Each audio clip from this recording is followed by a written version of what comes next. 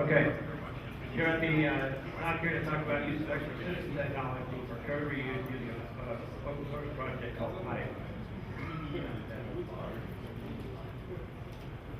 This is the outline of the presentation. We're going to talk about, first of all, thinking that led to Pyke, and then we'll give you an overview of what Pyke looks like, what the initial results of using this in the project were, and where we go forward from here.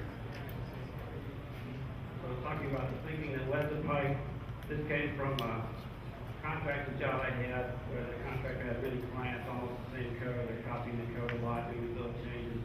They want to do a better job of code reviews. They also want to move to Python for better developer productivity. Since I was a Python programmer, they pulled me in and we said, okay, how do we do code reuse here?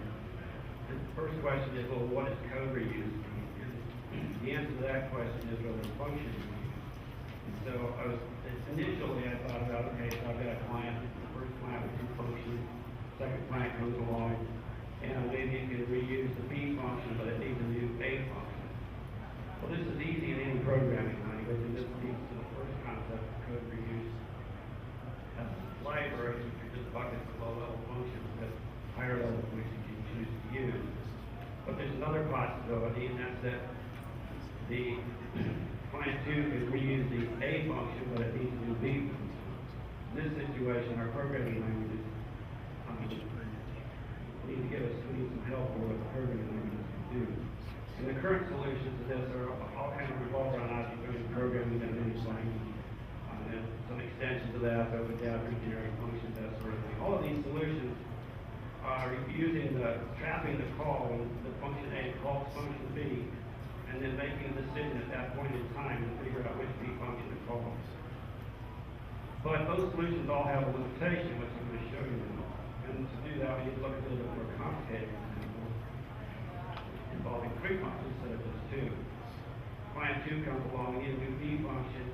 That B function needs a new function, which is totally different than C, so we're going to call it the D function. Now client 3 comes along, and now things are looking better, all we need is a new D function. So we write our D2 function. Now we want to call this program for client 3. How does that work? Well, obviously we're going to start at the top with the A function. There's only one of those. Now when A wants to call a B function, which B function do we use? All we know about client 3 is it wants to use the D2 function. So we're left to guess. We pick the first one, and when the first one tries to call the C function, then we discover this isn't going to work. And at this point in time, this shows the limitations of current solutions because the B1 function has already been executed. We can't undo the execution of that function to try to get the next function. To continue onward with the example, what we need to do is back up from the B1 function and try the second B function. When we do that, we discover that there is a way to construct a call graph for client 3. What we're doing is we're trying to construct a complete call graph for the client. And this shows us that what's needed are 2 things. First of all, the function selection should happen prior to calling any of the functions. This is very different than the dynamic approaches like object-oriented programming. And at first it may sound a little strange because in object-oriented programming I've got all these parameter data available to me that I can use to figure out which function to call. If I'm calling this prior to calling any of the functions, I don't have that data. It seems like that would be a limitation. It turns out it's not the thing that's used. Second thing that we see here is that what you see with these little blue boxes bouncing around is exactly the algorithms used by backward chaining rule-based systems in the field of artificial intelligence, systems like Prolog. The problem with systems like Prolog is it's a very different programming paradigm than procedural programming like Python is. And how do you bring those 2 together is the question. So next we're going to look at how the backward chaining works, see how we can bring these 2 together. Here I'm indicating goals as dotted line boxes. We have defined A goals, and rules as solid line boxes. There's only one A function, so there's only one rule here. For the find B goal, there's 2 rules. We have 2 B functions. We have to find C and D goals. And then with expert systems, we're going to link the rules to the goals. And so the use A1 rule needs a B function. So it's going to ask for a solution to the find B goal. So we're going to use B1 rule. It's going to ask for a solution to the find C goal. And you use B2 rule, ask for a solution to the find D goal. This is the structure of what the rules would look like in the rule-based system and how inference engine execute these rules. So if I ask it for a solution to find A, it's going to execute the first rule there. That rule says I need a solution to find B, so we're going to try the first rule there. That says I need a solution to find C, we're going to try that rule. But that doesn't work because we're going to be client 3 here. And so there's no other rules for find C, so the find C goal fails, which means that the use B1 rule fails. So we're going to try the next B rule. That means the solution to find D. Try the first rule there. That fails for client 3. We try the second rule, and we have a solution. And this is exactly the same thing that you saw in the prior slide, which is why the backward chaining algorithm is the right algorithm for this approach. Now that we have this backward chaining rule set up here, then the question is how do we use this to build a function called graphs? And the way to do that is by attaching Python functions directly to the backward chaining rule. Then we can use the linkage to the rule that was developed during the inferencing to represent our function called graph directly. Okay, so in overview then, what does Pyke look like? First of all, Pyke has its own syntax for defining rules that it compiles into Python source modules and import. This allows you to put little Python code snippets in your rules that open up capabilities for doing things that are more easily done in a procedural language versus in a language like Prolog, you're kind of tied to only doing the backward chaining. And so the rules look like this. The green words are reserved words. The purple words are the goals. The pattern variables, if you're familiar with Prolog, are indicated with a $sign. The $sign line is a pattern variable. Within one rule, the use B2 rule, for example, this $client has to have the same value. The use B1 rule is used as $client to have a different value for that rule. And rules are often referred to as the if-then rule. And with backward chaining, the backward chaining proceeds from the then part of the rule backward to the if part of the rule, and then links that back to the then part of another rule possibly. And so oftentimes the if-then rules are written in a reverse order, the then part first, followed by the if part, which is what we have here. So the use clause is the then part of the rule, and the when clause is the if part of the rule. So if we want to read this as the if-then rule, you can start with line 3 for use B2 and say if, and then the check function says if version 2 of the B function is okay for this client, and the check function, if it doesn't know what B function to use, it will succeed to allow guessing. And line 5, we can find a solution to find the find D goal for this client. Then on line 2, the then part of the rule, we have a solution to the find B goal for this client. And that's basically how these rule-based systems work. Similarly, I'm showing rules for the use D1 and use D2 rules here. The next question is, okay, now, how do we attach our Python code to this? And we do that by an additional clause, which Pyke calls a with clause. And with the with clause, I can have any number of lines of Python code. I'm just showing one print line here. And these are all, you can have whatever Python code you want. The Pyke compiler does not try to parse these and understand these, it just copies these into the output Python source module. And so all I'm going to do here is the D1 function is just going to print the D1 got called, and the D2 function just prints the D2 got called. And that's okay so far, but when we go back to the next rule, the use B2 rule, we do the same thing there and put a print B2 on that rule. The problem here is on line 5, the find D goal is going to also have this Python function associated with it, either the D1 function or the D2 function, depending on the inferencing. And how do I specify in this B2 function how it's going to invoke this subordinate function? And that's done by including a line of Python code underneath the goal with a $sign indicating the function that's returned from the goal. In this case, the function takes no arguments, doesn't return anything, so we just call it a function. This would normally be how you invoke subordinate functions within a rule like this. In general, the when clause may have several goals that return subordinate functions, and each of those would have a line of Python code or a $$ sign in it indicating how to use the function return.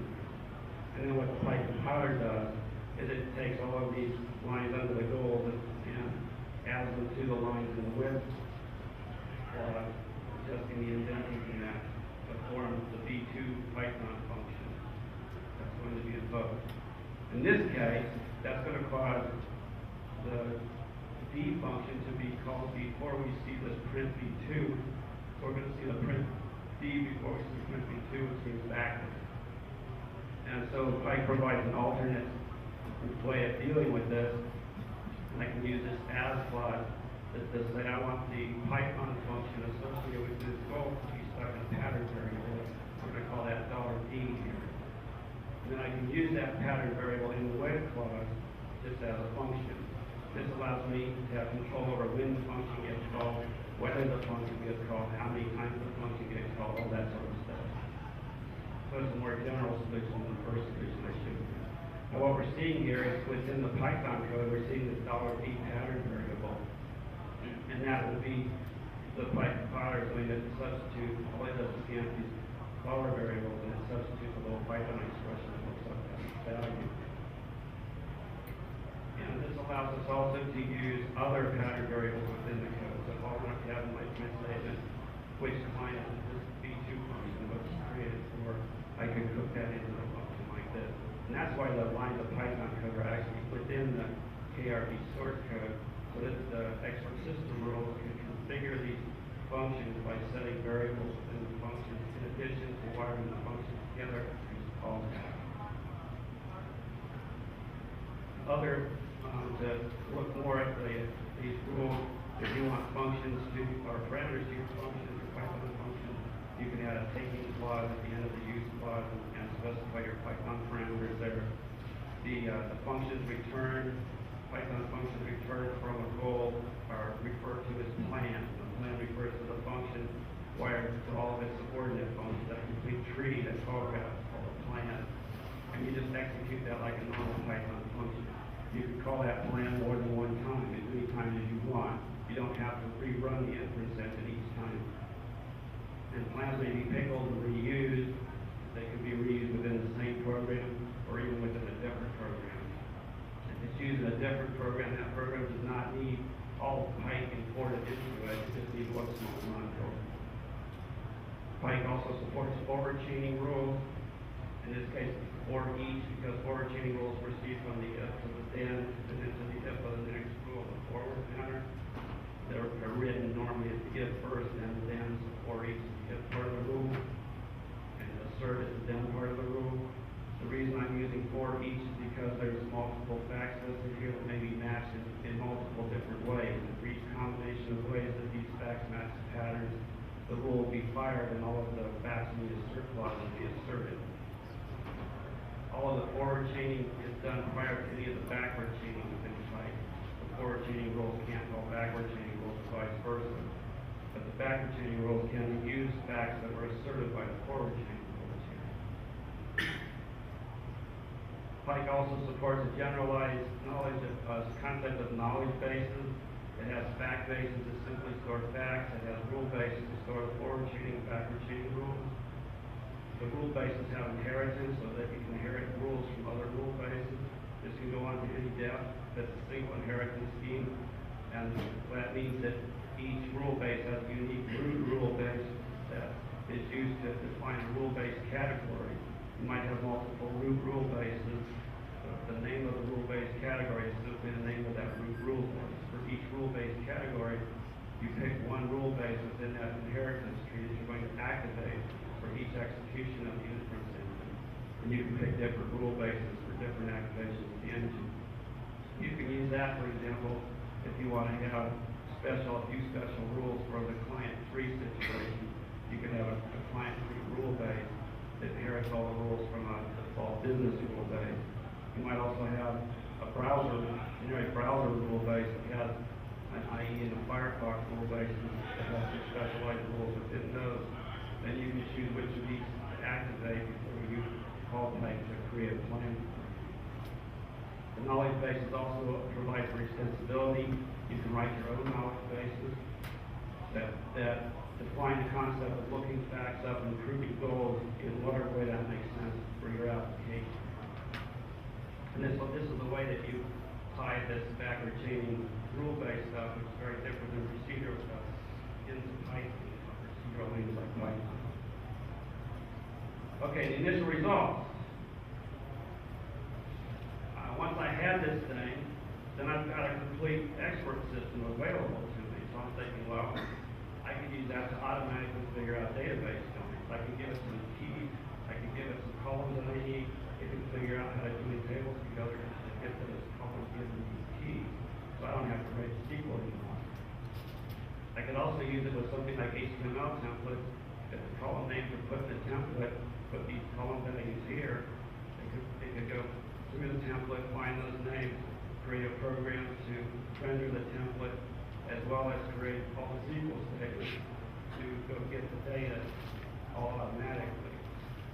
I wrote a WYSI front end for this. It takes the environment information that comes into it, asserts all of that as facts for the inference engine.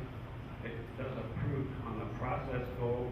Process goal for normal pages, outside of like form actions, has two main sub-goals. The first that's proven is a format retrieval sub-goal. This figures out which HTML template to use, reads the template in, goes through all of the values required by that template, creates a program to render that template, and returns at one of its, at the inference engine level, this $needed data descriptor, which is a list of column names that it's going to need. Then the second goal is the retrieve goal. That takes that list of column names. It can look up the facts in the environment to find cookie values or information in the URL for the keys for the table. And it will construct the SQL calls and create the Python programs that invoke those SQL commands and return a dictionary that has the column names and APIS values. Process goal then takes those two plans and executes them in the reverse order. So it's going to execute the retrieve plan first, which will return the data, then it passes that data to the plan returned in the format retrieval goal in order to render the template, return it to an HTML document. Then the WYSI application just returns that HTML document as the answer to the question. You can see examples of this, some simple examples of this in the Pyke source code area that we're in directly. So the fundamental lesson learned was that Pyke is far more capable than I had first imagined. I was thinking, well, this is going to be a little bit more adaptable. It's kind of a library thing where you got this library you can pick between whether it wants to use B1 versus B2 somewhere in the library. It's going to help a little bit. But the results of using Pyke is you end up with something that's much more like a compiler back end that generates code. In fact, it generates the whole program. The difference is that the compiler front end is not a parser where you've got a programming language and you've got to write all this text to define what you want to do. It is going to parse and generate the code from. But it's an observer of already known facts. Show me your schema and I'll generate the SQL. Show me your HTML content and I'll generate the program for your schema. So that's a very different feel from normal compiler. You're not having to really write that code. This changes the whole concept of code reuse from static libraries, buckets of functions, sort of a thing, to dynamic automatic programs that ends up being more of an automatic program. Or from silos of static functions, like here's some functions that deal with SQL, here's some functions that deal with HTML.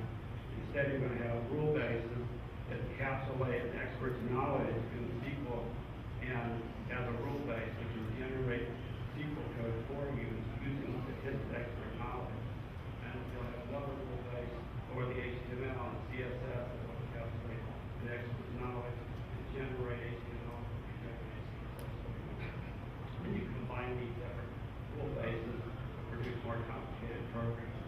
So it's more, instead of like code reuse, it ends up being more like knowledge reuse. And this is, I guess, a side effect of using the expert system, knowledge-based systems out of artificial intelligence.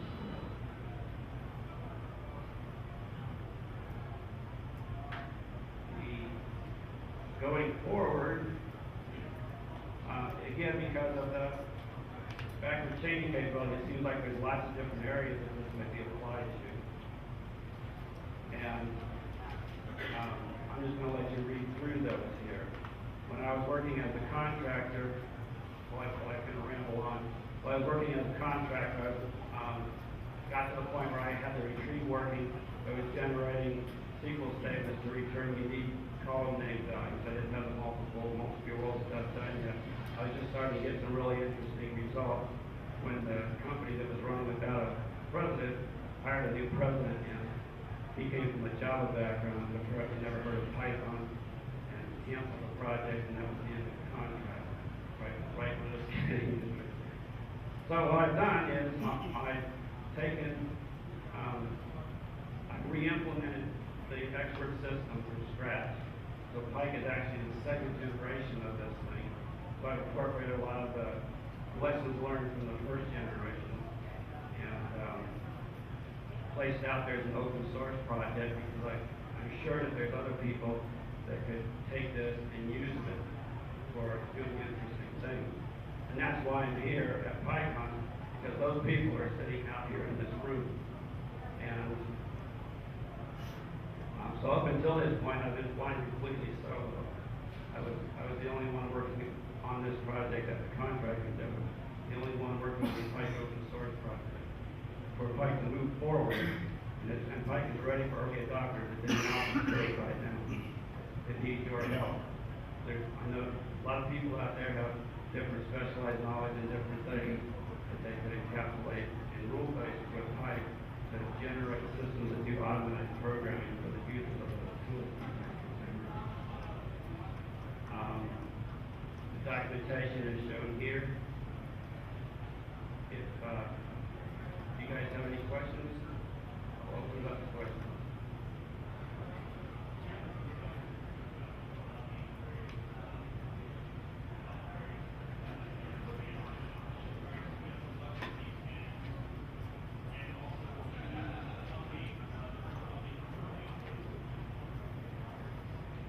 Okay, so you're asking if I have a debugger to show how the inferencing is working and whether I can update the knowledge database? Yes. The answer is, well, the debuggers, I've got a knowledge rule-based traceback module so that if you get exceptions, it will translate the Python information into the KRB information. So you'll see the lines from your KRB file where the exception occurred. It translates it backwards to the source file that you saw. I've also got tracing capability.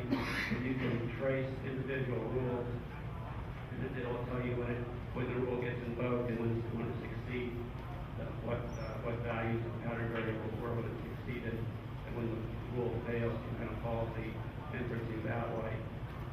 Also, for the reloading the rule base, the whole knowledge engine is encapsulated as an object.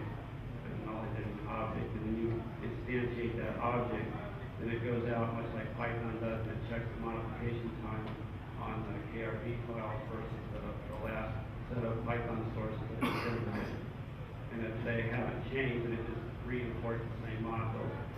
If the KRB file has changed, then it's going to recompile and generate new Python sources, just like Python does when you do an import.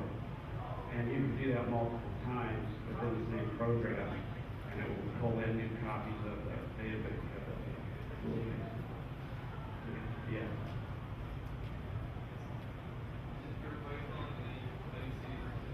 Pure Python. Pure Python. So for the Mac, how are those Macs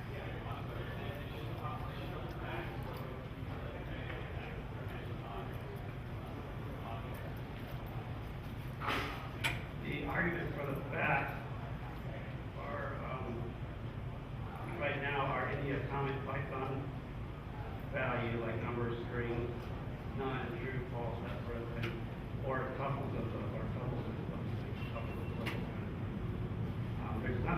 stopping you from placing, things like objects within a fact argument. But there's no mechanism to do for the pattern matching, to try to do special matching, have this pattern only match that kind of an argument.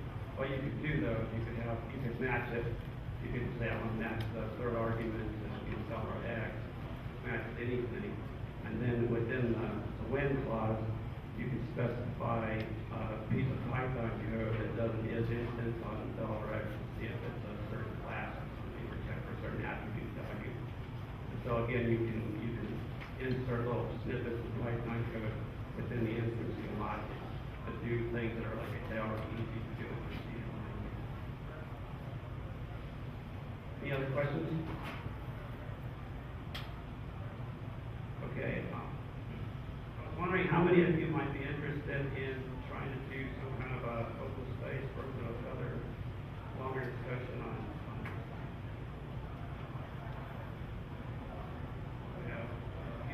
okay. Maybe we'll try and set that up on the open space support master. Another question? I'll just let you know, J2 is hosting an open space on Saturday, and as far as I know, only a few of us, and two of us, we would really enjoy it. We know that we talk about Pyke, because we're interested in adopting Pyke and automation. So maybe that would be a good place to start to set up our open space. We've got on Saturday evening.